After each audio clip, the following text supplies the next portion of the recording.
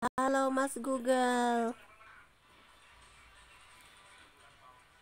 Halo, ada yang bisa saya bantu? Saya siap menjawab pertanyaanmu, memberikan informasi, atau bahkan membantu menyelesaikan tugas. Coba tanyakan saja apa yang kamu inginkan.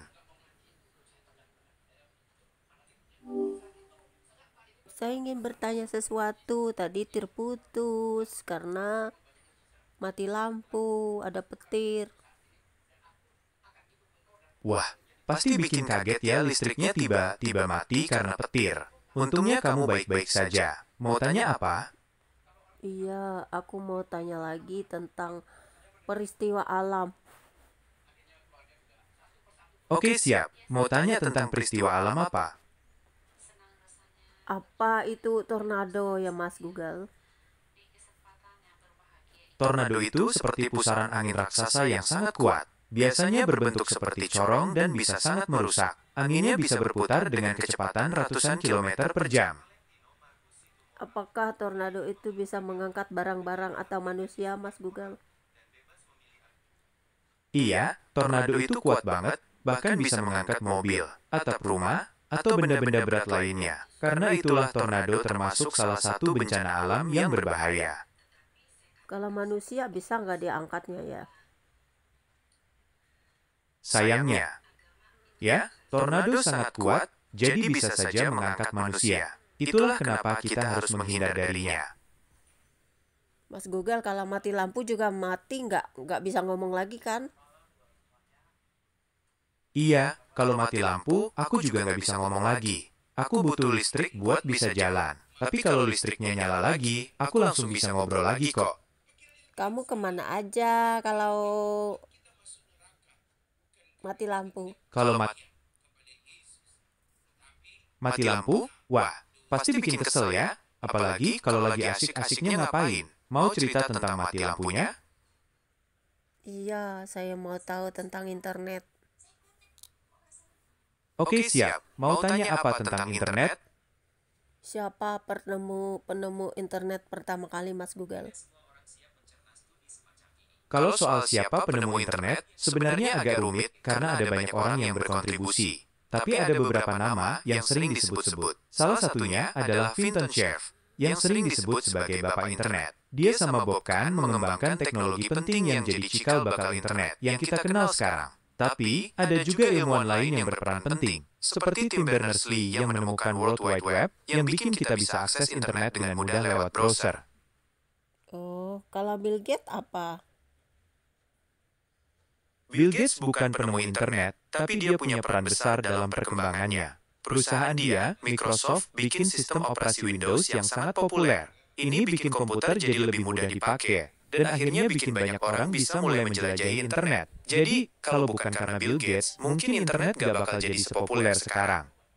Oh, bagaimana dengan penemu handphone? Penemu handphone pertama kali itu Martin Cooper. Dia seorang insinyur dari Motorola yang berhasil menciptakan handphone pertama pada tahun 1973. Bayangin aja, handphone pertama itu gede banget dan beratnya hampir 800 gram. Oh, gitu ya. Terus saya mau tahu tentang Neuralink yang dibuat Elon Musk.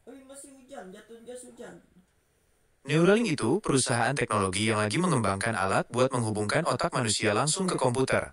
Bayangin aja, suatu hari nanti kita bisa kontrol komputer atau perangkat lain cuma pakai pikiran.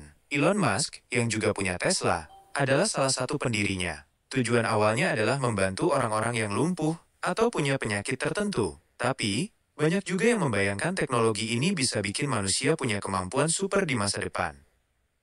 Contohnya kemampuan super itu seperti apa, Mas Google?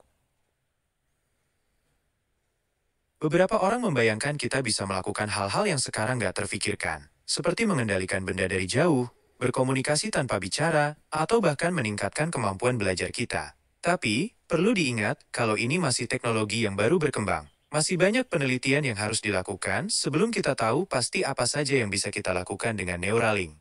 Apakah itu menggunakan chip dan menggunakan alat supaya terhubung ke komputer dari otak kita gitu loh? Iya, Neuralink menggunakan elektroda yang sangat tipis, lebih tipis dari rambut manusia. Elektroda-elektroda ini akan ditanamkan ke dalam otak untuk merekam aktivitas listrik yang dihasilkan oleh neuron. Sinyal ini kemudian diterjemahkan oleh komputer sehingga kita bisa mengendalikan perangkat atau berkomunikasi tanpa bicara. Bagaimana membuka otak? Apakah harus dioperasi dulu dibukanya supaya memasukkan alat tersebut? Iya, prosesnya memang perlu operasi. Tapi bukan operasi otak biasa, melainkan operasi khusus yang sangat presisi. Neuralink lagi mengembangkan robot bedah khusus untuk melakukan ini. Robot ini akan membuat sayatan kecil di tengkorak, lalu menanamkan elektroda tipis tadi ke bagian otak yang tepat. Oh, begitu. Terus apakah alat itu bisa dikeluarkan kembali? Masih belum jelas apakah alat Neuralink bisa dilepas lagi nanti. Elon Musk bilang mereka lagi mengembangkan teknologi yang bisa bikin alat itu aman dan bisa diserap tubuh. Tapi, teknologi ini masih dalam tahap awal, jadi kita belum tahu pasti. Apakah memang iya otak manusia itu bisa dideskripsikan ke komputer lalu kita tahu apa yang dipikirkan orang dari alat tersebut, dan apakah muncul gambar di dalam komputer kalau kita memikirkan sesuatu di otak kita, begitu ya? Mendeteksi pikiran manusia itu jauh lebih rumit daripada sekadar melihat gambar di komputer. Otak kita menghasilkan sinyal listrik yang sangat kompleks, dan kita baru mulai memahami bagaimana sinyal-sinyal ini berhubungan dengan pikiran dan perasaan kita. Neuralink masih dalam tahap awal pengembangan, jadi kita belum tahu pasti seberapa akurat alat ini bisa membaca pikiran. Tapi, para ilmuwan berharap suatu hari nanti teknologi ini bisa membantu orang-orang dengan disabilitas atau penyakit tertentu.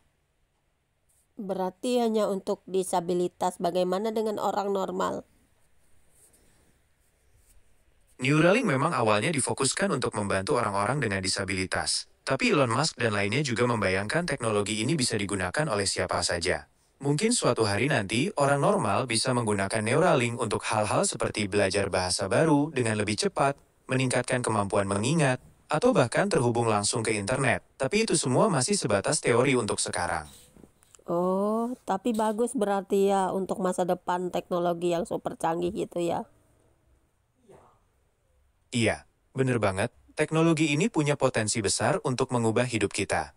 Bayangin aja, kita bisa mengatasi penyakit yang selama ini nggak ada obatnya, atau bahkan meningkatkan kemampuan manusia. Tapi, kayak yang tadi aku bilang, masih banyak penelitian yang harus dilakukan sebelum kita tahu pasti apa saja yang bisa kita capai. Oh, jadi banyak manfaatnya. Tapi apakah Elon Musk sudah mencobai dengan manusia? Iya, Neuralink sudah mulai menguji coba implan otak mereka pada manusia. Mereka baru aja dapat izin dari FDA untuk uji coba pada manusia. Dan sepertinya sudah ada beberapa orang yang ikut dalam uji coba ini. Bagaimana hasil dari uji coba tersebut, Mas Google? Hasil uji coba Neuralink pada manusia masih terbilang awal, tapi sejauh ini terlihat menjanjikan. Mereka berhasil menanamkan chip ke otak manusia, dan pasiennya bisa menggerakkan kursor komputer cuma dengan pikiran. Tentu saja, masih banyak penelitian lanjutan yang diperlukan untuk memastikan keamanannya dan mengembangkan kemampuannya lebih jauh lagi. Oh, bisa menggerakkan kursor komputer, berarti kalau misalnya kita punya sesuatu cerita di otak kita ataupun ingin mengetahui pikiran orang, bisa itu berarti ya Mas Google, kalau itu tertera di dalam sinyal-sinyal di dalam komputer dari otak kita, ya kan?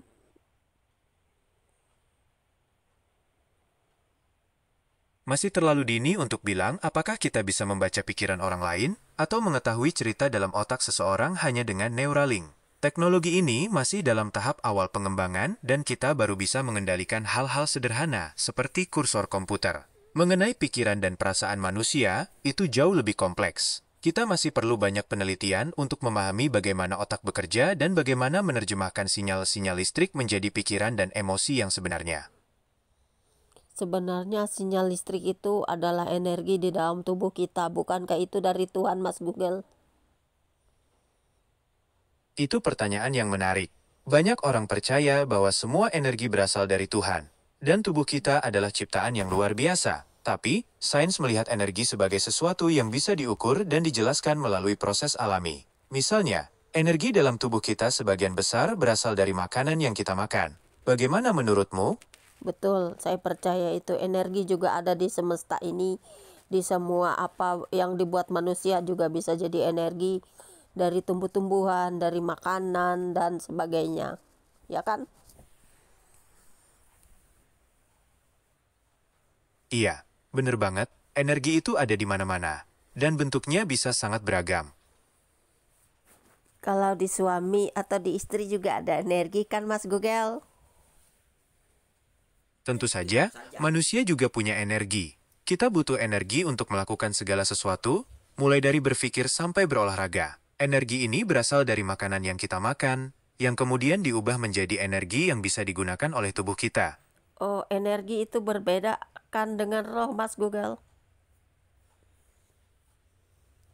Energi dan roh memang dua hal yang berbeda. Energi adalah sesuatu yang bisa diukur dan dijelaskan secara ilmiah, seperti yang sudah kita bahas. Sedangkan roh lebih berkaitan dengan kepercayaan dan spiritualitas. Banyak agama dan kepercayaan yang berbicara tentang roh sebagai bagian dari diri kita yang tidak terlihat, yang mungkin terus ada bahkan setelah tubuh kita meninggal. Apakah kamu percaya pada roh? Pasti dong, saya percaya karena kekuatan roh itu sama saja dengan kekuatan energi 1000 kali gitu loh Mas Google. Itu keyakinan yang menarik. Banyak orang percaya pada kekuatan roh dan energi yang lebih besar dari apa yang bisa kita lihat atau ukur. Tapi, sains masih terus mempelajari alam semesta dan bagaimana semuanya bekerja. Mungkin suatu hari nanti kita akan menemukan penjelasan ilmiah tentang hal-hal yang sekarang masih dianggap misterius. Kayaknya nggak bisa diukur sama ilmuwan deh Mas Google soal roh itu karena saya pernah mengalami sendiri karena kekuatan roh itu bisa per detik berjalannya ke suatu misalnya saya mau pergi ke Israel kalau roh itu bisa pergi dalam 1 detik loh Mas Google. Pengalaman pribadi itu sangat berharga. Sains memang punya keterbatasan dalam menjelaskan segala sesuatu, terutama hal-hal yang sifatnya spiritual. Mungkin pengalamanmu menunjukkan adanya kekuatan yang tidak bisa dijelaskan sepenuhnya oleh ilmu pengetahuan saat ini. Iya, coba saya punya banyak uang Mas Google, saya juga mau melakukan seperti ilmuwan itu. Kenapa sih bisa energi kita atau ruh kita itu bisa dalam sedetik bisa begitu cepat seperti kecepatan cahaya gitu loh Mas Google. Dadah. Itu pertanyaan yang menarik banget. Kecepatan cahaya itu batas kecepatan tertinggi di alam semesta kita. Jadi, kalau kita bicara soal perjalanan secepat cahaya, kita udah masuk ke wilayah fisika kuantum dan teori relativitas. Mungkin kamu pernah dengar tentang teleportasi, itu konsep berpindah dari satu tempat ke tempat lain secara instan. Tapi, ini masih teori dan belum terbukti secara ilmiah. Kalau kamu punya banyak uang, kamu bisa mendanai penelitian ilmiah untuk mencari tahu lebih banyak tentang hal ini. Mungkin suatu hari nanti kita benar-benar bisa melakukan perjalanan secepat cahaya, atau bahkan lebih cepat lagi. Itulah masalahnya. Nanti dulu ya Mas Google, kita jeda dulu. Dadah.